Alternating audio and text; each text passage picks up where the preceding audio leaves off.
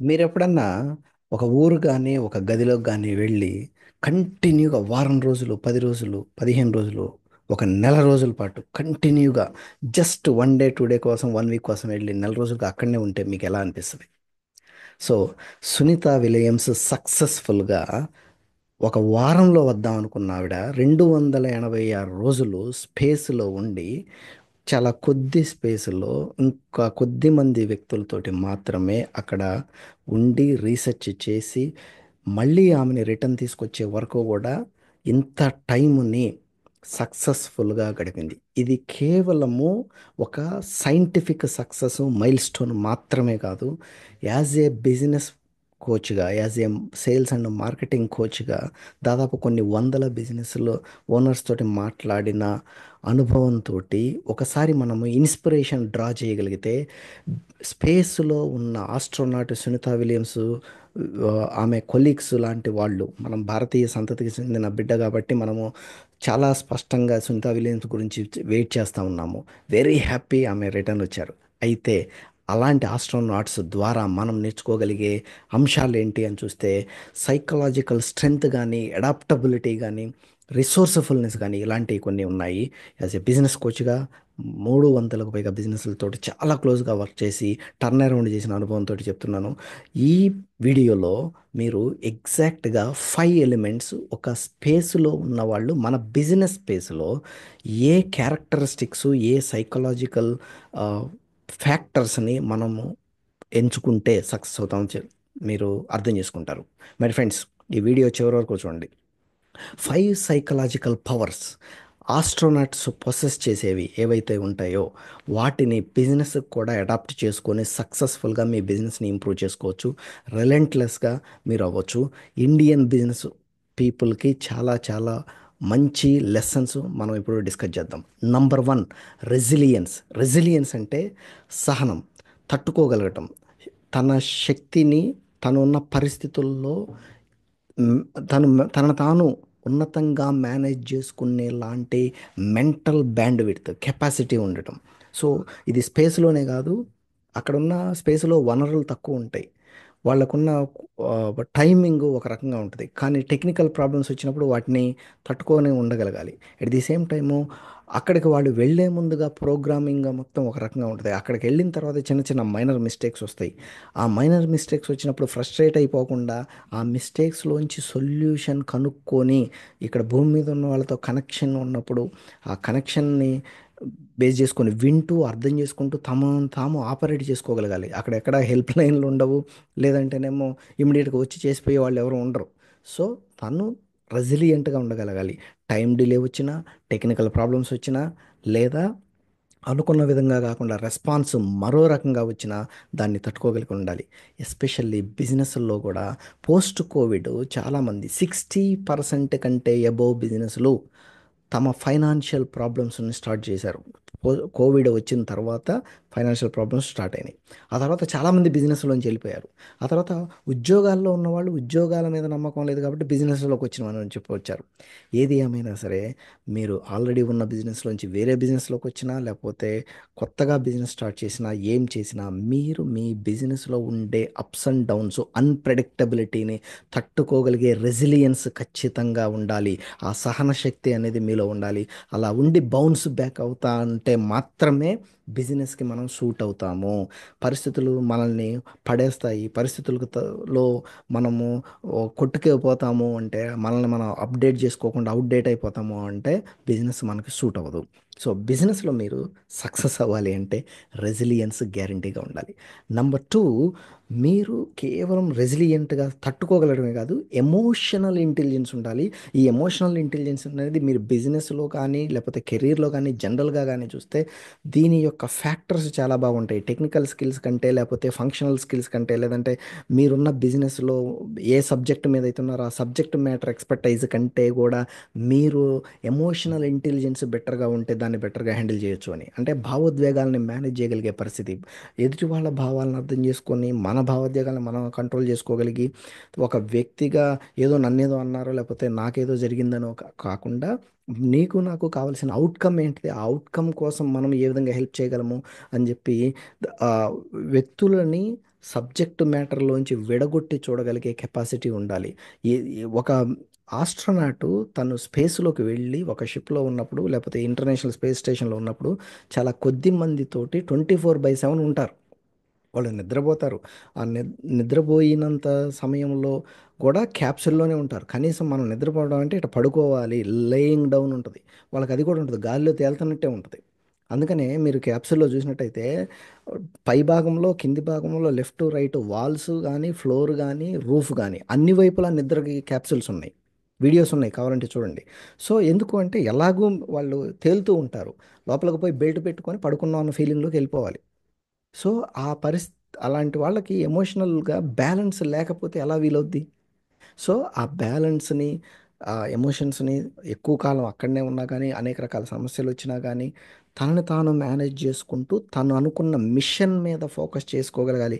పక్కన ఉన్న వాళ్ళు, ఇంకొకళ్ళు వాళ్ళతోటి సపోర్టివ్‌గా ఎన్విరాన్మెంట్ బిల్డ్ చేయాలి. ప్రాపర్ ఎమోషన్స్‌ని అర్థం చేసుకుంటూ ఒకళ్ళకొకళ్ళు హెల్ప్ చేసుకోగలగాలి. అలాంటి పరిస్థితులే మీరు మీ బిజినెస్‌లో, మీ టీమ్‌లో మీరు హ్యాండిల్ చేయగలరా? మీ ఎమోషన్స్‌ని మీరు మేనేజ్ చేసుకుంటూ, మీ టీమ్‌ని అర్థం చేసుకుంటూ, మీ కస్టమర్స్ ఎమోషన్‌ని అర్థం చేసుకుంటూ, ఒక ప్రొడక్ట్ లేదా సర్వీసు అమ్మేటప్పుడు కేవలం వాళ్ళ ప్రొడక్ట్ కొనటం కాదు, దాని బ్యాక్‌గ్రౌండ్‌లో ఎమోషన్స్ అని చెప్పి రీసెంట్‌గా నేను ఒక వీడియోస్ చేయటం కూడా జరిగింది. దాంట్లో చూడండి, షార్ట్స్‌లో ఉంటాయి. సో, ఆ ఎమోషన్స్‌ని మీరు అర్థం చేసుకోవాలంటే ముందు మీ ఎమోషనల్ బ్యాలెన్స్ మీకుండాలి. అది చాలా అవసరం బిజినెస్‌లో. ఎందుకంటే బిజినెస్ ఈజ్ అన్‌ప్రెడిక్టబుల్ ఎన్విరాన్మెంట్. తర్వాత మనం ఎప్పుడు అప్డేట్ కాకుండా ఉన్నంత కాలం ఆయన అన్‌ప్రెడిక్టబిలిటీ ఇంకా పెరుగుద్ది గానీ తగ్గదు. The amount of unpredictability, the percentage of predictability goes down. So, ఆ ఎమోషనల్ బ్యాలెన్స్ అనేది మీకుండాలి.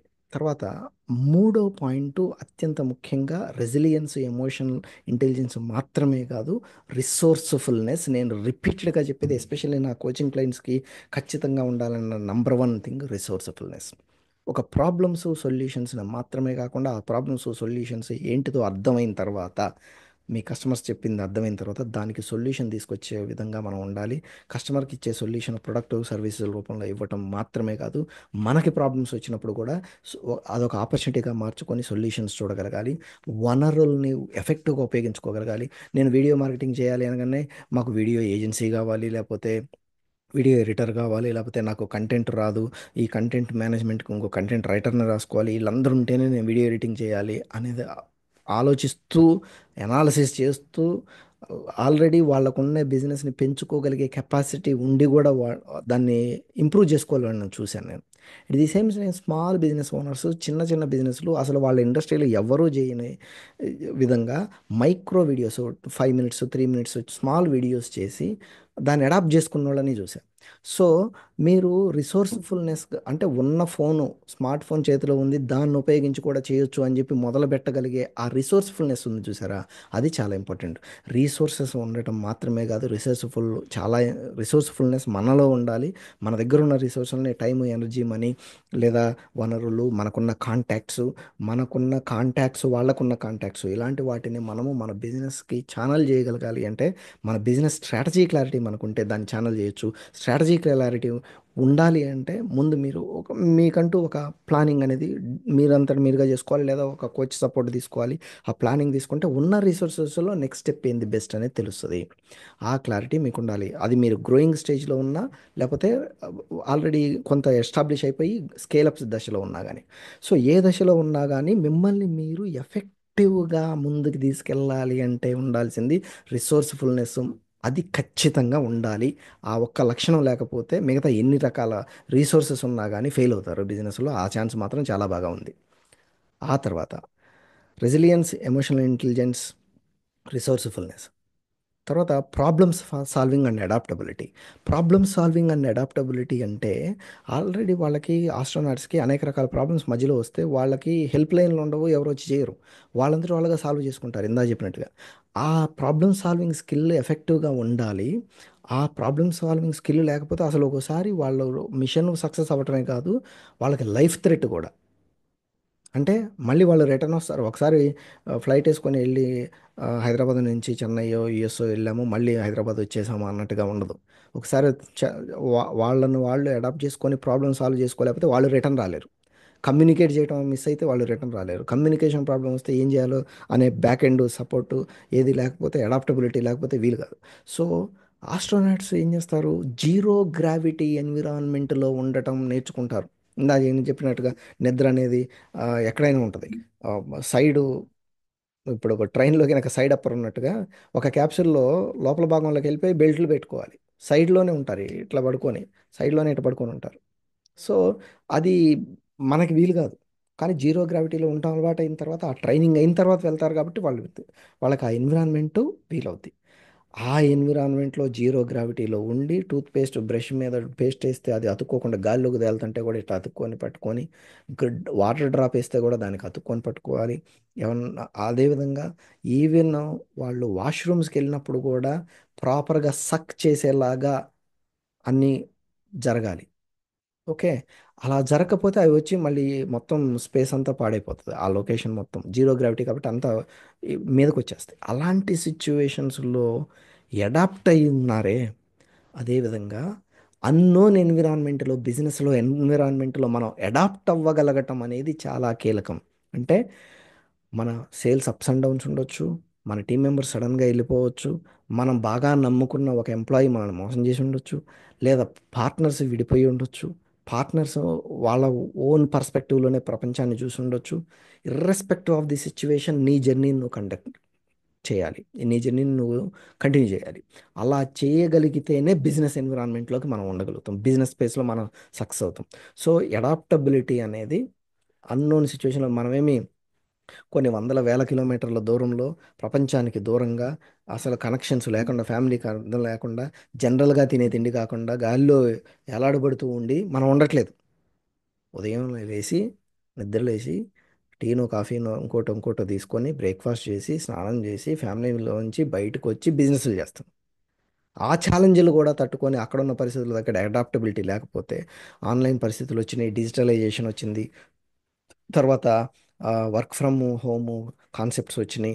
వీటన్నింటికి మనము యాజ్ ఏ బిజినెస్గా అడాప్ట్ అయ్యి మన పరిస్థితుల్లో ఏం చేయగలం అలా చేయాలి. కానీ నాకు అలాగే అలవాటు ఉంది, నేను గతంలో వేరే చోట పనిచేసేటప్పుడు అలా ఉంది కాబట్టి ఆ బిజినెస్ ఓనర్ కంటే డిఫరెంట్గా మాత్రమే ఉండాలి నేను అని మన ప్రోగ్రెస్, మన బిజినెస్ ప్రోగ్రెస్కి సంబంధం లేని మన పర్సనల్ రీజన్స్ని తీసుకొచ్చి బిజినెస్ని స్పాయిల్ చేసుకోకూడదు.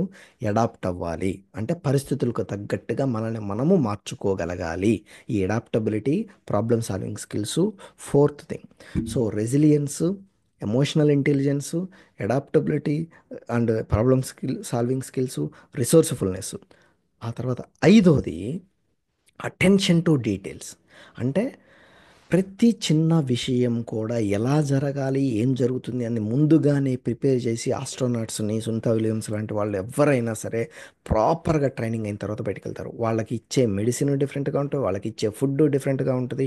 వాళ్ళు తీసుకునే ప్రతి అంశం మీద భూమి మీద ఉన్నప్పుడు బ్రతికే విధానానికి అక్కడ బ్రతికే విధానానికి ఉన్న మార్పులకి తగ్గట్టుగా ప్రతి పాయింట్ని అబ్జర్వ్ చేసి విషయం తెలుసుకొని ప్రాబ్లం ఉంటే చెప్పటము, వీలైతే పనులు రెగ్యులర్గా జరిగేవి ప్రాపర్గా జరుగుతున్నాయా లేదా క్రాస్ చెక్ చేసుకోవడానికి ప్రోటోకాల్స్ ఉంటాయి. ఒక ప్రాబ్లం వచ్చినప్పుడు ఎలా రైజ్ చేయాలనేది ప్రోటోకాల్స్ ఉంటాయి.